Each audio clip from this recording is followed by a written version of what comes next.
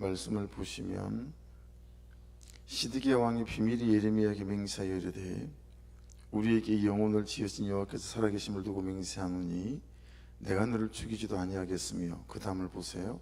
내 생명을 찾는 그 사람들의 손에 넘기지도 아니하리라 하는지라. 그리고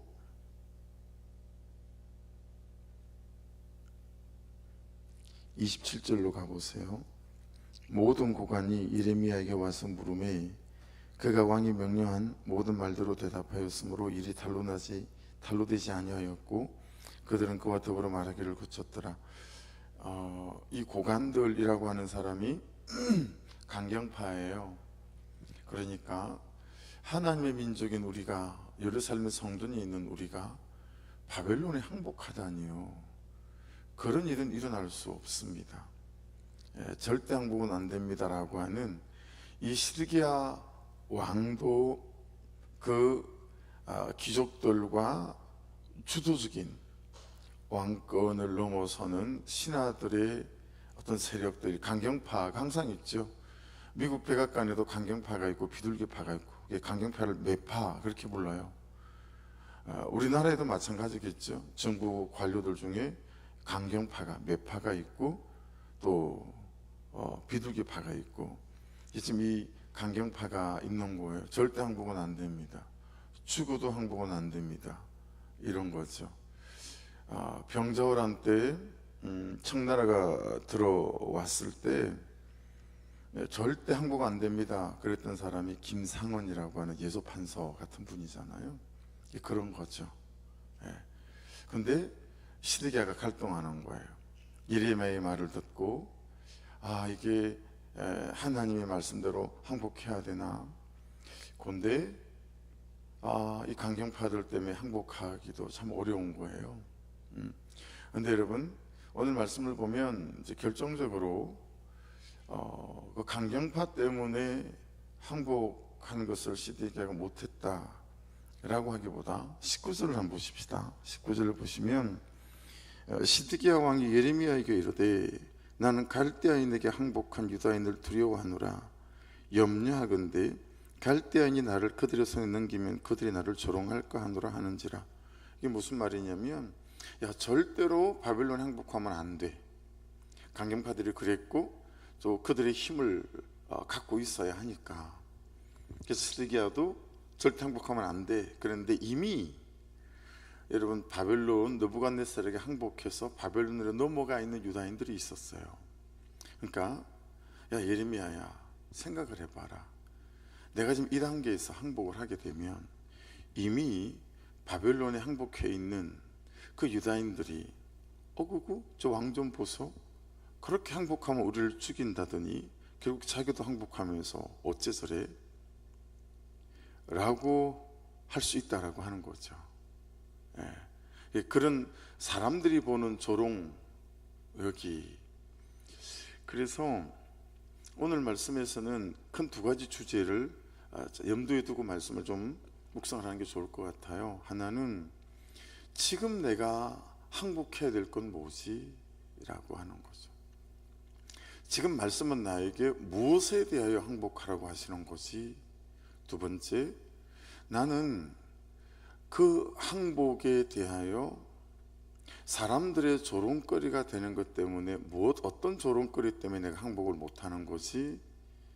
이라고 하는 것을 묵상의 중요한 주제로 좀 삼으면 좋을 것 같아요.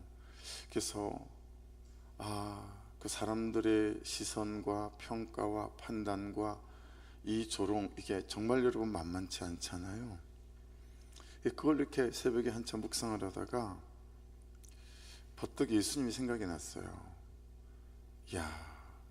메시아라고 오셔가지고 거의 벌거벗긴 채로 십자가에 아무 힘없이 죽어갈 때 그분이 당해야 했던 조롱은 얼마나 컸을까. 이걸 생각하고 묵상을 하면서 참 내가 당해야 될 조롱이 그거에 비하면 아무것도 아닌데 왜 이렇게 사람들에게 조롱당하는 거, 사람들에게 판단받는 거, 사람들이 나를 무시하는 것들이 이렇게 괴롭고 힘이 드는 걸까? 이 대목에서 예, 여러 가지가 생각하게 되는 것 같아요. 그렇게 말씀의 전반 중요한 부분을 깔고 14절을 한번 보겠어요.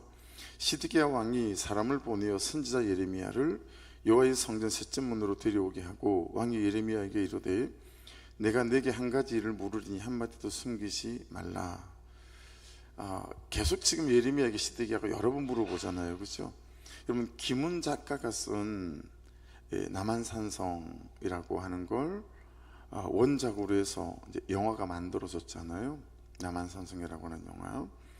그게 보면 인조가 이제 청나라에서 눈치를 챘어요. 이게 쳐들어가기만 하면 강화도로 도망을 가니까 이 사람들은 육지에 특화되어 있는 부대다 보니 이렇게 이제 배를 타고 전쟁을 하는 걸 잘 못하니까 강화도로 잘 못 건너가는 거죠. 이번에는 병자론 때는 주요 성들을 공격하지 않고 그냥 말을 타고 직진했어요, 한양으로. 그러니까 이미 강화도로 가는 피난길이 막혀버렸죠. 그래서 어쩔 수 없이 남한산성으로 들어가잖아요. 근데 이 여주판서 김상은이라는 사람이 이제 늦게, 이미 인조는 남한산성으로 피해 있고 늦게 이제 이 한강을 건너면서 왕이 건너간 그 길을 물어요, 뱃사공, 나이가 많은 할아버지한테. 그래서 왕이 이렇게 건너간 걸 자기가 안내했다고. 그래가지고 그 왕이 건너간 길을 여주판서 김상은도 그대로 건너요. 그리고 건넌 다음에 이 여주판서가 자기 길을 안내한 이 뱃사공을 죽이죠. 왜냐하면 또 청나라 군사들에게 왕이 간 길을 알려줄까봐 그냥 죽이고, 대신 이 뱃사공에게 아주 어린 손녀가 있다는 사실을 알고 그 손녀를 자기가 거두죠. 그러니까 사람마다 다 갈등들이 있는 거죠, 그렇죠? 여러분, 길을 아는 자들이, 방법을 아는 자들이 살 것 같지만 비밀을 지키기 위해서 역사에서는 길을 아는 자들이 죽는 경우가 굉장히 많습니다. 아방궁을 지었던 건축 기술자들, 또 만리장성을 쌓았던 기술자들, 왕이 중요한 건축물을 짓고 난 다음에 그 건축물의 비밀을 지키기 위해서 여러분 그 건축한 사람들을 죽이는 예가 역사에는 허다히 나오지요. 길을 알고 방법을 아는 자들이 여러분 세상에서는 잘 살아낼 것 같고자 살 것 같지만 많은 사람들이 죽임을 당했다라고 하는 거죠. 시드기야를 잘 보셔야 합니다. 이 사람은 수시로 예레미야에게 방법을 묻습니다. 그리고 길을 묻습니다. 우리도 그렇지 않습니까? 그런데 시드기야에게 온 사건은 길을 물으라고, 방법을 물으라고 준 사건이 아니에요. 죄를 물으라고 보낸 사건이거든요. 너는 너의 죄를 말씀에게 물어봐야 한다. 너는 너의 죄를 하나님의 선지자에게 물어봐야 한다. 하나님께서 너의 죄를 뭐라고 하시는지. 근데 시드기야는 한 번도 예레미야에게 하나님께서 자신에게 말씀하시는 죄를 물어보지 않아요. 그래서 그 죄를 가지고 하나님 앞에 나아가지 않고 회개하는 법도 없어요. 예레미야에게 시드기야는 그랬었어야 하는 거죠. 하나님께서 이 사건을 주신 이유가 뭐예요? 하나님께서 말씀하시는 나의 죄는 뭐지요? 그리고 자기 죄를 덮고 그 죄를 가지고 하나님께 나아가 회개하고, 그렇죠?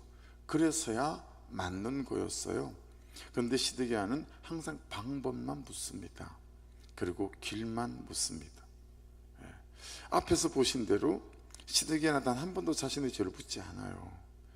오로지 지금 여기 이 현재와 현실에서 살아날 방법과 이 위기를 모면할 수 있는 길만 묻고 듣고 싶어 합니다. 여러분 잘 생각해 보셔야 되죠. 우리도 말씀을 통해서 길을 물어야겠죠. 또 방법을 물어야겠죠. 하지만 나에게 어떤 사건이 왔을 때 자꾸 말씀을 통해서 길을 묻고 그리고 방법을 묻기 전에 내 현실이 벌어진 상황에서 말씀이 말씀하시는 말씀에 대하여 나의 죄를 묻는 이것들이 너무 중요하다라고 하는 것입니다. 오로지 삶의 상황의 해결, 여기에 중심이 있지, 이 삶이, 나의 삶이 이렇게까지 되기까지, 여기까지 오게 된 나를 돌아보는 해석과 적용들이 없다라고 하는 거죠. 이 시드기야는 길을 묻지 말고, 방법을 묻지 말고 자신의 죄를 물어야 했었습니다. 그게 안 되니까 자신의 기대밖에 없고, 자신의 신념밖에 없고, 자신의 고집밖에 없고, 자신의 견해밖에 없고, 자신의 주장밖에 없어요. 이런 때 우리의 신앙의 모습, 이럴 때 우리의 신앙의 모습을 여러분 잘 살펴보면 신앙이 나를 위한 신여예요. 신앙이 하나님 그분과 그분의 말씀을 따라가는 그런 게 아니고요, 그냥 신앙이 나를 위한 신여인 거예요. 내가 원하는 대로 되기 위해서 필요하고 존재하고 도움을 주는 신여 정도로 생각하는 거죠. 신앙과 그리고 신앙하는 우리의 신앙생활이. 그러다 보니까 여러분, 하나님의 처분에, 말씀의 처분에 나를 맡기기는 참 어려워요. 하나님의 처분은 어떤 거죠? 너 용서해야 돼, 또는 너 요번에 용납해야 돼. 이게 하나님께 원하시는 처분이잖아요. 근데 그 하나님의 처분에 나를 맡기기가 어려운 거예요. 나의 기대대로 되지 않고 나의 기대대로 하지 않는 하나님의 결정에 도무지 동의가 되지 않는 거죠. 하나님, 이건 나의 기대가 아닌데요, 이건 내가 원하는 바가 아니에요. 지금 시드기야가, 그리고 이 강경파 고관 대작들이 그러고 있는 거잖아요. 그들의 기대대로 안 되는 거예요. 그러니 거기에 동의가 안 되는 거죠. 제 아들이 죽은 다음 날 장례식 때 제법 거리를 두고 저쪽에 앉아있던 장인어른하고 저하고 눈이 딱 마주쳤어요. 눈이 딱 마주쳤는데, 눈이 마주치는 순간 아버지가 벌떡 일어나더라고요. 그러더니 막 걸어오시더니 제가 앉아있는 테이블 오시더니 저를 마주하고 떡 앉으셨어요. 그러시더니, 남서방, 네가 믿는 하나님이 하나님이라면 이건 아니지. 내가 남서방 네가 어떻게 사는지 너무 잘 봤거든. 근데 그런 너에게 네가 믿는 하나님이 이런 하나님이라면 난 그런 하나님 못 믿지. 그러면 테이블을 탁 치고 벌떡 일어나더니 나가버리셨어요. 여러분, 너무 아파서 그러셨다는 거 이해하죠? 너무 힘이 드니까 그러고도 남았을 거다라는 거 충분히 이해가 되어지죠. 그래서 저도 그러고 여러분도 그러고 시드기야도 너무 많이 아파서 그랬겠죠. 그렇죠? 너무 힘이 드니까 그랬겠죠. 여러분, 그런데 우리가 아픈 것을 모르시는 하나님이 아니시잖아요. 여러분, 오늘 말씀을 제가 몇 번 이렇게 읽고 묵상하면서 깨닫는 바는 하나님이 시드기야를 굉장히 사랑했구나, 이게 여러분 느껴져요. 전에 한 번도 느껴보지 못했던 깨달음이에요. 하나님이 시드기야를 엄청 사랑했구나, 하나님이 시드기야에게 엄청난 계획이 있었구나, 이걸 깨닫게 되어지는 거예요. 그래서 계속 예레미야에게 하나님께서 야 시드기야에게 항복해라고 해라, 항복해라고 해라. 야, 그게 살 길인데 걔는 왜 자꾸 항복하지 않겠다고 그러는지 모르겠다, 항복해라고 해라. 계속 이런 거잖아요.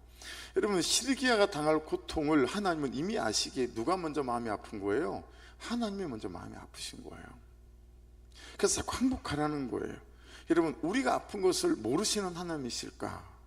아니라는 거예요. 우리가 힘든 것을 모르시는 하나님이실까? 아니라는 거죠. 그런데 하나님이 더 아파하시는 것은 뭐예요? 우리의 죄로 우리가 무너져가는 것을 보는 것이 더 아픈 거예요. 그래서 사건을 주셔서 그 사건 앞에 내 죄를 보고 항복하기를 원하시는 거예요.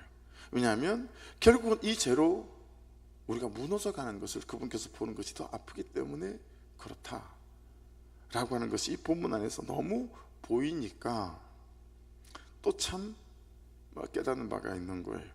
시드기야가 모르는 거, 우리가 모르는 거, 징계가 아니라는 거예요. 지금 시드기야는 그걸 모르죠. 우리도 그걸 모를 때가 너무 많잖아요. 여러분, 나를 아끼고 나를 사랑해서 행복하게 원하시는 건데 우리는 그걸 징계로 여기잖아요. 근데 정말 우리가 모르는 것은 징계가 아니다 라고 하는 거죠. 징계 또한, 나에게 닥친 이런저런 사건들 또한 나로서는 가늠하기 어려운 나를 향한 하나님의 사랑이다 라고 하는 거죠. 물론 저도요, 그렇게 이 원고를 써놓고 내가 과연 이 말을 감당할 수 있을까? 나에게 이만한 단단한 믿음이 있을까? 저도 제 자신에게 자신이 없더라고요.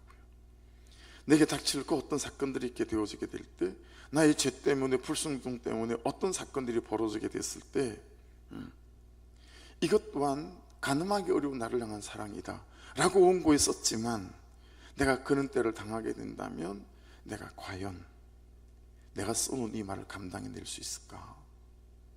그리고 나에게 이만한 단단한 믿음이 있을까? 그러니 정말 은혜를 구하게 되더라고요. 이 새벽에도 주님, 이때를 그때를 잘 받아낼 수 있는 은혜를 구합니다. 그래서 여러분, 우리에게 사람을 받아내는 일이 잘 안 되거나 나를 받아내는 일이 잘 안 되는 이유는 현실이 잘 받아내지지 않기 때문 아닐까요?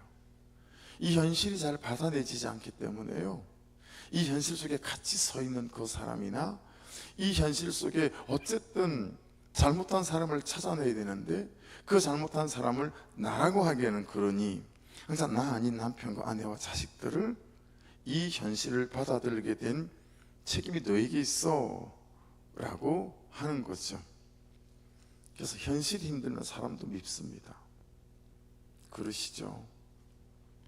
현실이 고통스러우면 사람에게 분노도 생깁니다.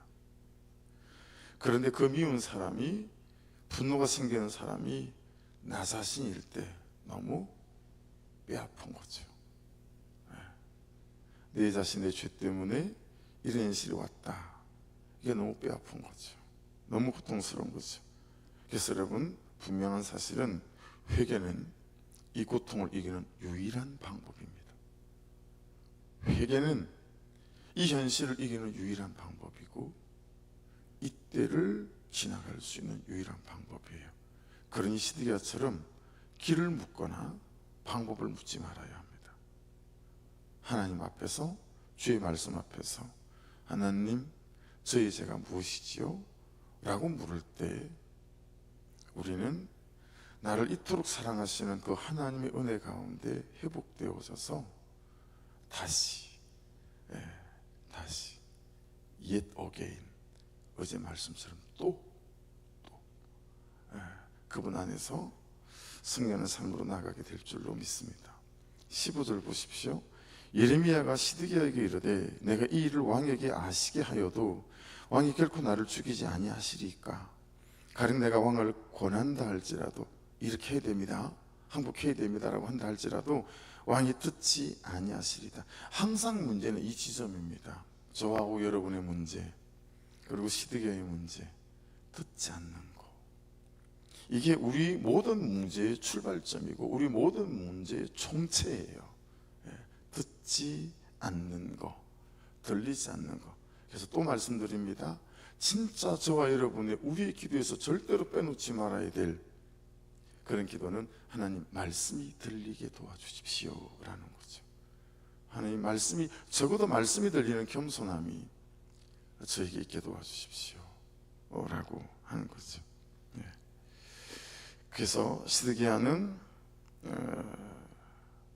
참 양심의 가책을 느끼면서도 이 강경파들의 비난, 너무 비난하기 좋잖아요.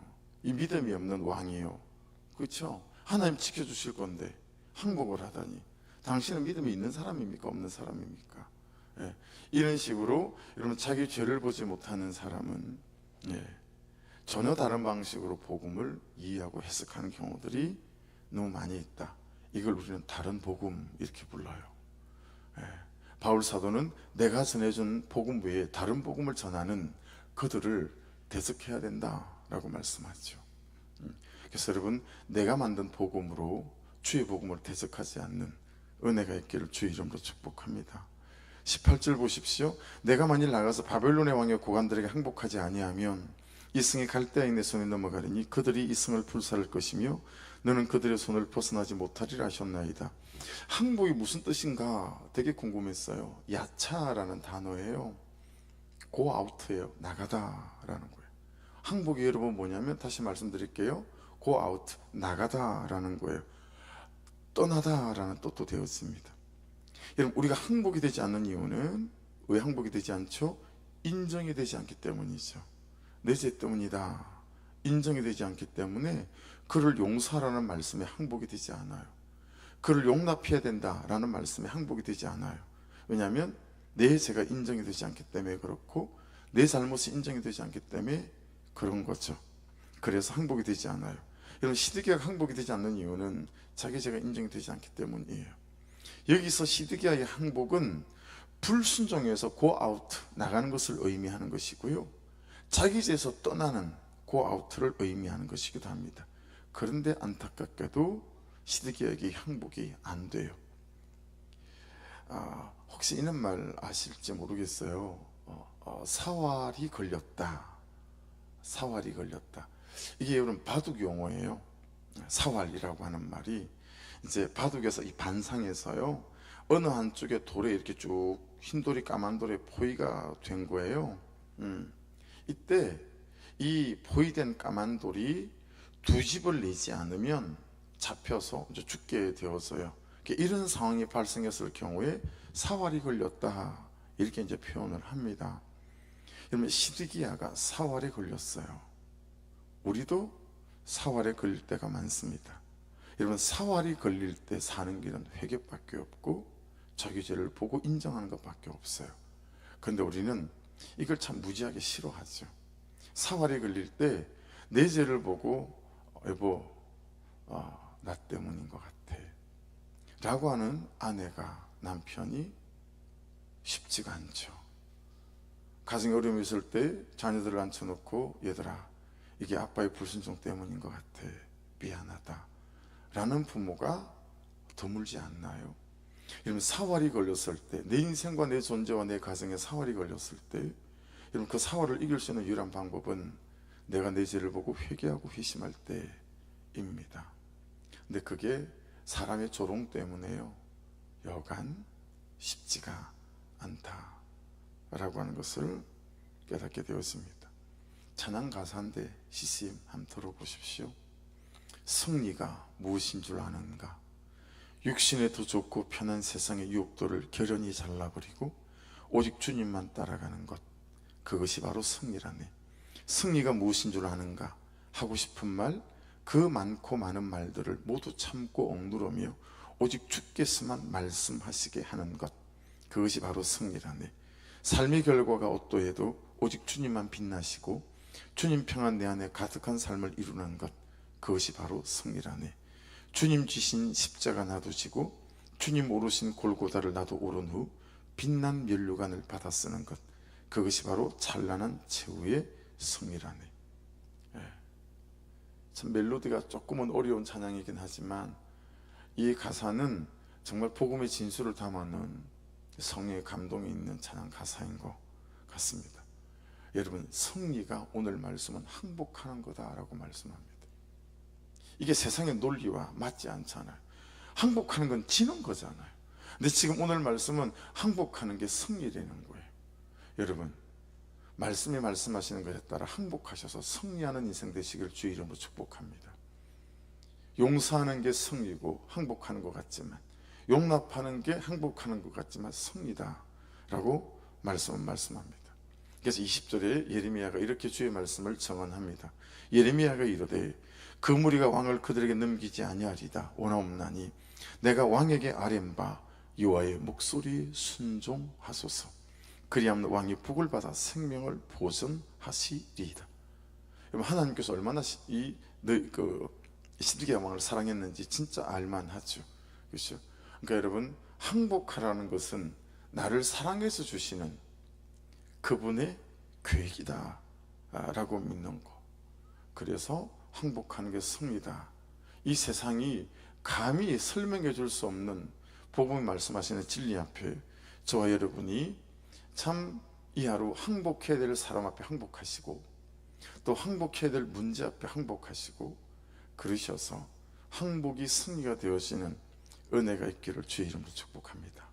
기도하겠습니다. 말씀 붙잡고 아버지 하나님, 항복해서 승리하는 인생이 되게 도와주십시오.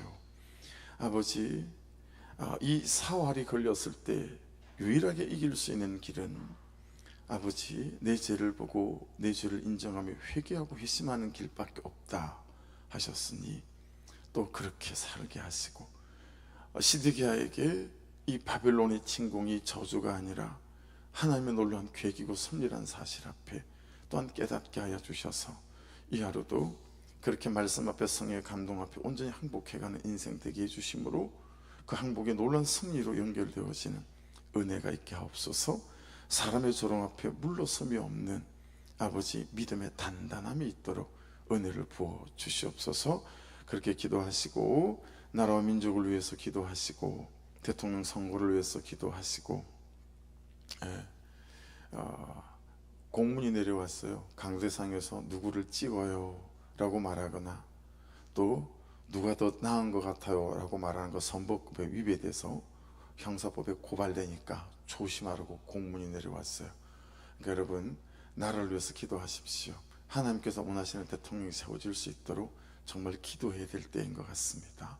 그렇게 기도하시고 또 큰사랑교회 대출 문제나 6월 30일 모든 잔금이 치루어지는 부분들, 또 교회의 모든 연약하고 힘든 가정과 영혼들 위에도 아버지 은혜를 부어 주옵소서. 또 여름이 오기 전에 우리 냉난방이 될 수 있는 은혜도 있게 도와주옵소서. 우리 주여 한번 부르고 같이 기도